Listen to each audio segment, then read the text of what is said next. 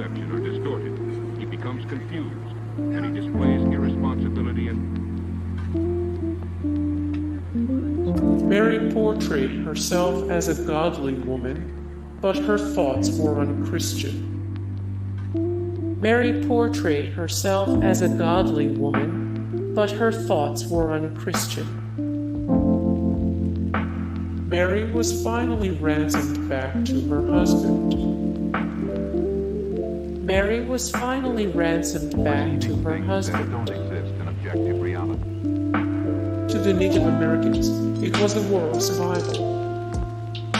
To the Native Americans, it was a war of survival. The Bloody War killed 30% of the European colonists. The Bloody War killed 30% of the European colonists. Mary's captors offered moments of kindness. Mary's Captivity narrative became a Colonial bestseller. Mary's Captivity narrative became a Colonial bestseller. Mary was separated from two of her children and called her captors demons. Mary was separated from two of her children and called her captors demons. Mary carried her wounded child and watched her die.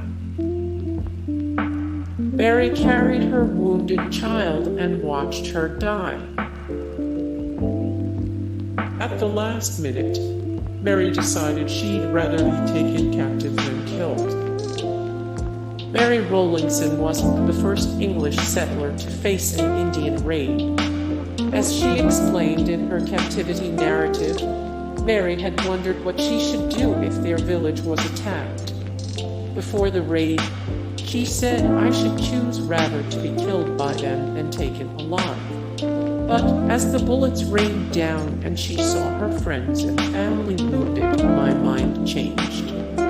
Mary related, "Their glittering weapons so daunted my spirit that I chose rather to go along with those, as I may say, ravenous beasts." Mary's husband was a reverend. Joseph Rowlandson was away in Boston when the attack struck his village, trying to raise troops to help protect Lancaster. By the time he returned, Mary and the children were gone. Mary watched her friends and neighbors get murdered. The attack on Lancaster was brutal, according to Mary. There were 37 people barricaded into one house with Mary and her children, and every person was either killed or captured except for one. The dead, some shot, some stabbed with their spears, some knocked down with their hatchets, covered the ground. Mary was shocked to see our dear friends and relations lie bleeding out, their heart blood upon the ground. Even more shocking were the victims who still lived.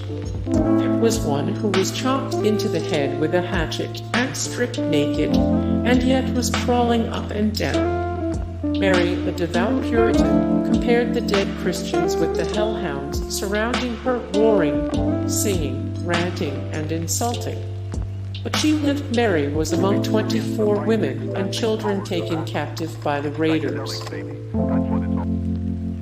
Mary Rowlandson and her 3 children were taken captive. After burning the village and shooting at the villagers, the raiders burst into Mary Rowlandson's house.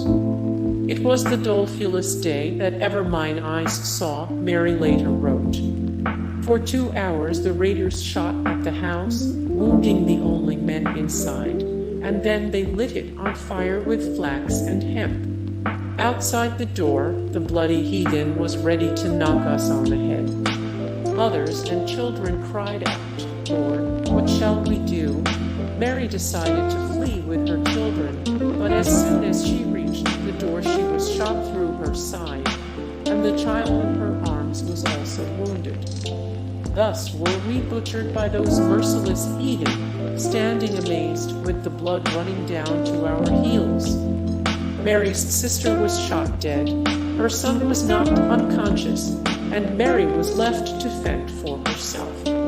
Suddenly she was seized by one of the invaders, who promised not to hurt Mary if she came with him. The raid was bloody and brief, with the Native Americans taking captives. The Indians came at dawn, according to Mary Rowlandson's Captivity narrative. It was February 10, 1676, and the English settlers of Massachusetts had been at war with a group of allied Native American tribes since 1675. The colonists called it King Philip's War. The tribes saw it as a fight for their very survival. On that fateful morning, hearing the noise of some guns, we looked out, Rowlandson wrote. Several houses were burning, and the smoke ascending to heaven.